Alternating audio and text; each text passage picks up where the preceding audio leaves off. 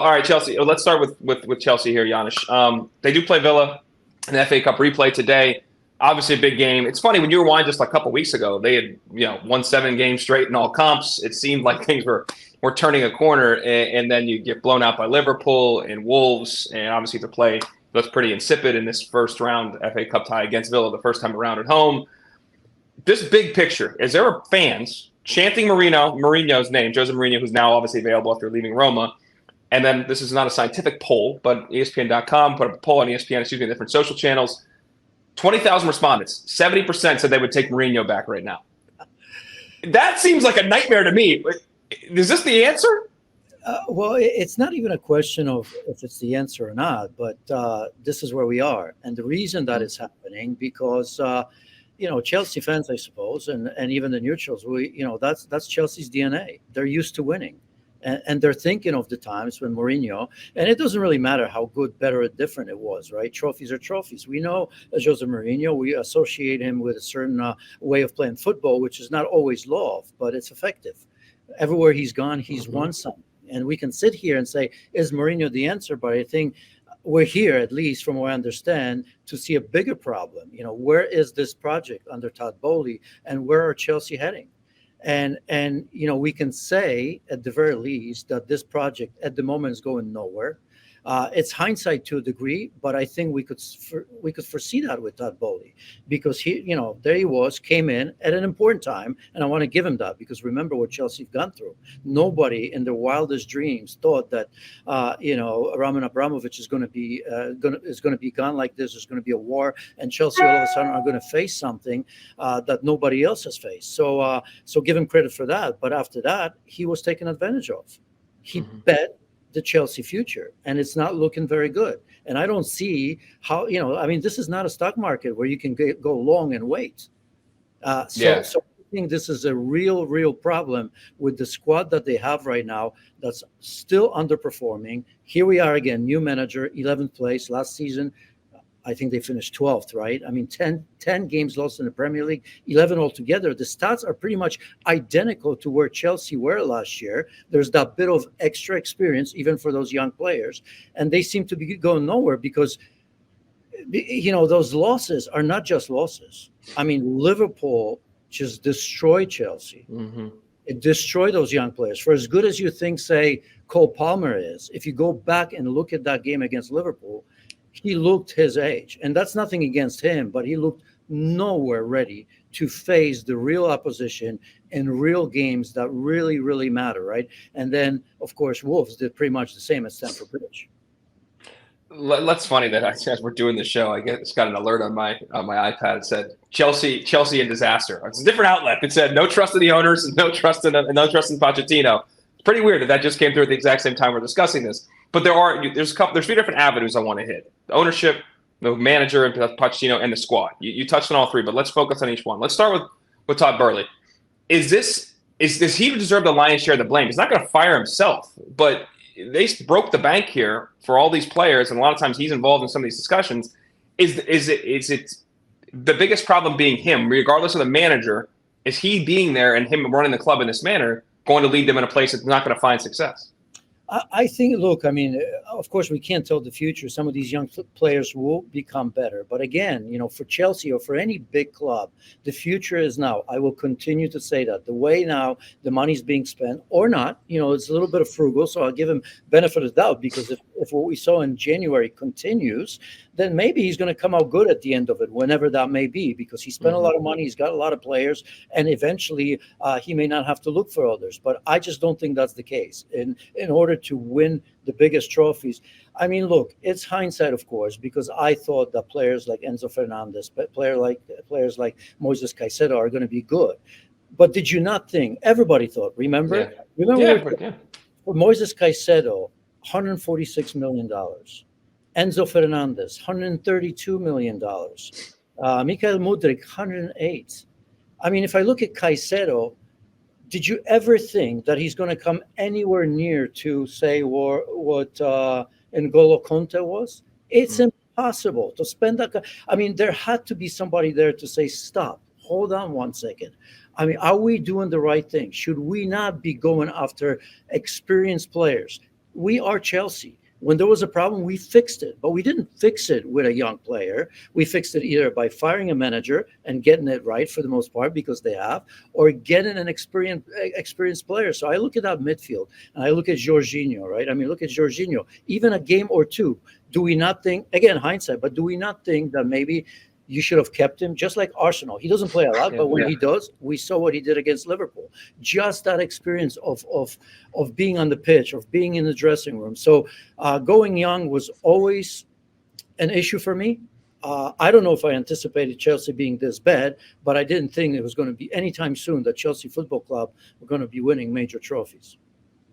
Let's get into that, because you made that Arsenal comparison, which I think is interesting, because Arsenal has, I mean, years ago started this kind of youth movement, investing in younger players, playing, whether it's, a lot of money for Ben White or Ramsdale, or, obviously bringing Odegaard in, but then making him a full-time player. They invested in youth, and it's paid off partially, you could say, because of Arteta and alignment from, ownership to Edu to Arteta down to the players.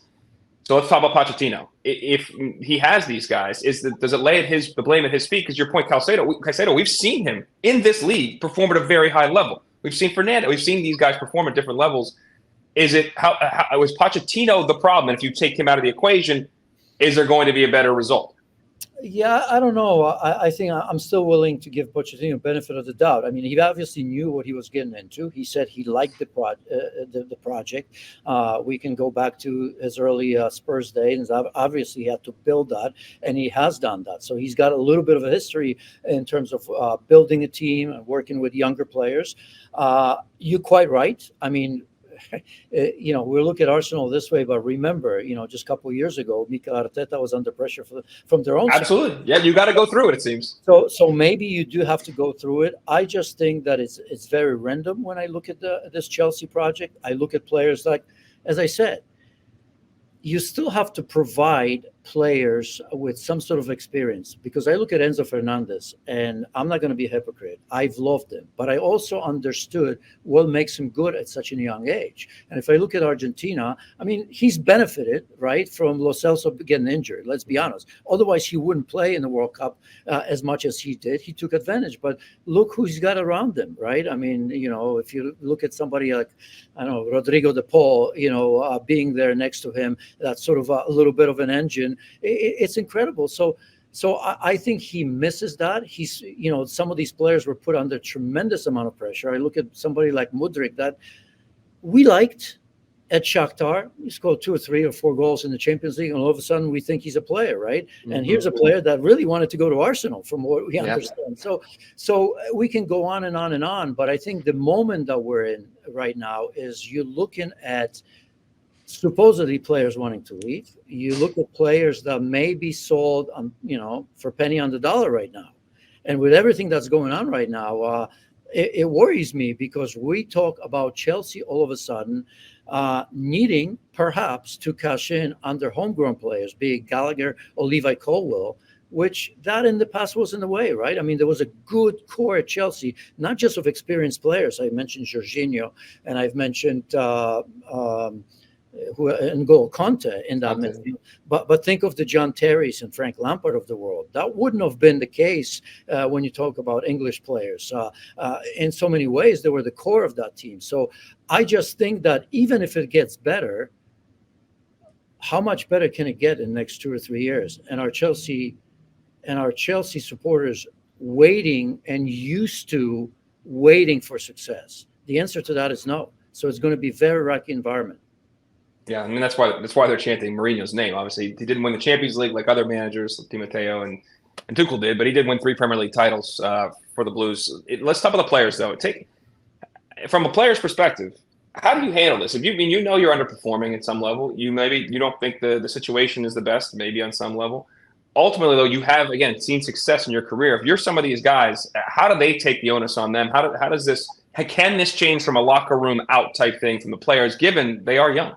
I think but it's going to be difficult, because I think it's a little bit different. I mean, even though they're young players, they're hungry for success. And maybe, I mean, for me, they've got to be patient. They don't have the right to say, I want to be Champions League. Every player has their pride and they're a little bit of an ego. And I suppose if there are enough winners there, right? Let's take somebody like Enzo Fernandez. I don't really know if it's true or not, but I mean, he's tasted that already. I mean, he's Hmm. a world champion. And he craves that, I suppose, right? So when you see some of the movements, right, you're going to see in the Mbappes of the world. You've seen what Erling Haaland has done. I think there's always two or three or four players that are going to say, "Wait a second, we are tied into these contracts, 5, 6, 7, 8 years, 8 years long, and we don't see any success coming anytime soon." And think about it. If you have an 8-year contract, that's a career. These Yeah. days, it is a career right there. Hmm. And I'm not saying that they're going to stay there, but Chelsea are going to be deciding about their life in football. They have the right, and you and I have talked about it. I couldn't understand why an excellent player would agree to that. I know that money is a great motivator. I know the reasoning behind it, right? Because you defer that money and all of that. But I think if I were a top player, top young player, prospect that 4 or 5 or 6 teams wanted me, there's no way I would have thought to myself, you know what, 8 years, I'm going to do that. I just be afraid to be tied in to that sort of a contract for such a long time. At There's any also the club, other part of that. it's at Chelsea, at any club.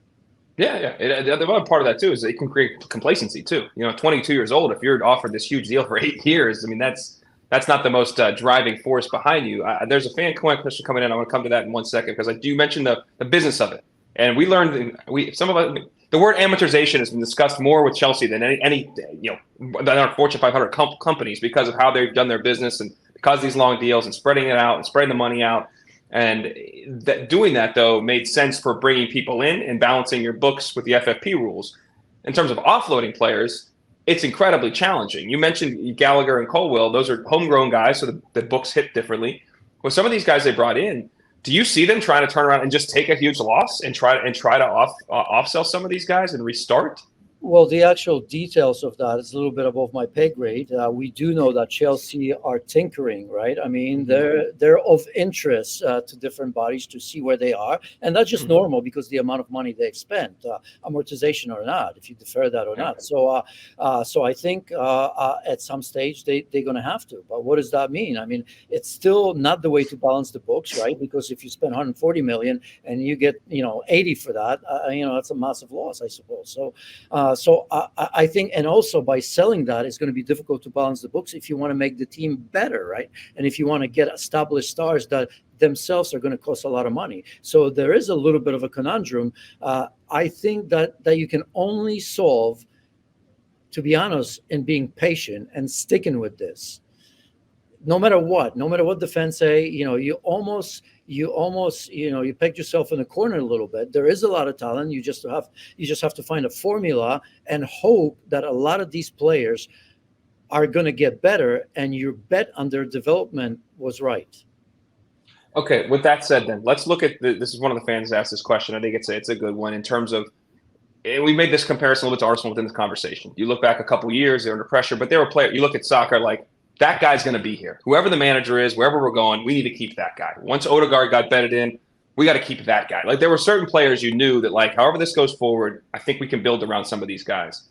Are there guys on Chelsea, some of the younger players they brought in that you say, regardless of what goes forward, I think they need to build around these guys? Do they have 1 or 2 or 3 in your mind?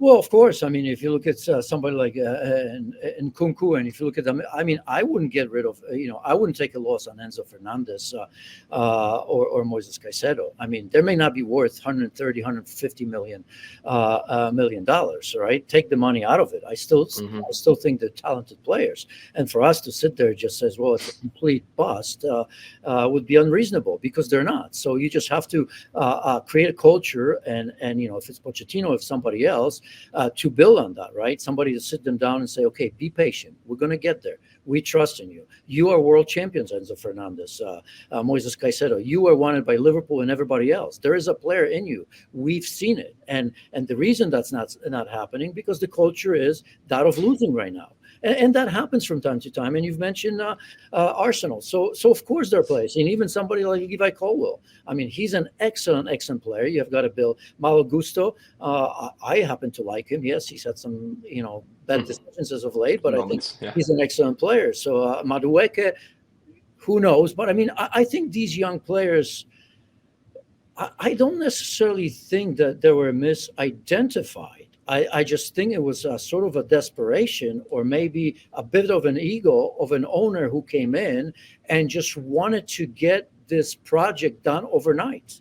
Yeah. But maybe, just maybe, it does take a little bit of time, as we've seen. I know I've said it early in the program of Chelsea are made to win right now, but here we are. And everybody goes through it. Years back. I mean, look at Manchester United. Look at Arsenal. I mean, it does happen, and it may happen some big. Look at Barcelona. So I think it just needs somebody at the top. And at this moment, for me, that there's only one man to do that, and that's Pochettino. And we will find out for the rest of the season, and if he's the sort of character that's going to get to these players and say, yes, the chances are likely. This is not going to be a good season. Let's face it. It's going to be a bad season. But for the rest of the season, can we see that little bit of a progress, finish the season strong, like sort of Arsenal did in those, leaner years, if you will, from being eighth twice to kind of being just outside of the top four? I think he's going to have to go on a run. But it's not looking good at the moment, and that may start today against Villa. And the season is unforgiving because there's some big matches coming their way. Yeah, you mentioned trying to find little wins. Obviously, Arsenal winning the FA Cup a couple of years back was kind of was a good thing at that point, an important thing. And obviously today, as you just mentioned, they will take on Villa in that replay. You can watch it on ESPN Plus this afternoon. A huge game on the road for Chelsea. Against Liverpool, those little things. I mean, yes, Yeah. we just see them against Liverpool. It's not looking pretty, but it's a one-off. It's a big match at Wembley. I mean, say they win that game. There's that little bit of a hope. It changes the perspective and narrative around the team. Yep. Yeah, it's just one.